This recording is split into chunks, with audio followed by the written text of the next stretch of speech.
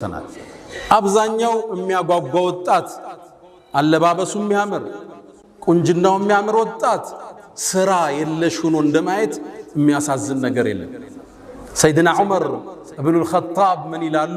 እኔ አንድን ወጣት አይዋለሁ ቁመናው መልኩ ያስደስተኛል፣ በጣም እገረምበታለሁ። ከዛም ስራ የለውም ሲባል ካይኔ ወድቃል ይሄ ወጣት አለ። በጣም ሙሉ ኃይል ያላቸው የሚያምሩ ወጣቶች ያለ ስራ እነሱን ከማየት ሱስ ውስጥ ከማየት በላይ ለዚህ ኡማ የወደፊት አደጋ የለም።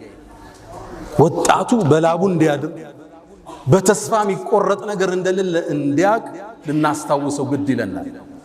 እስልምና እንደምታውቁት ስራን የቀደሰ ሃይማኖት ነው። ሰርቶ ማደርን እንደ ዒባዳ የጻፈ ዲን ነው እስልምና ማለት ነው። ነቢዩ ዓለይሂ ሰላቱ ወሰላም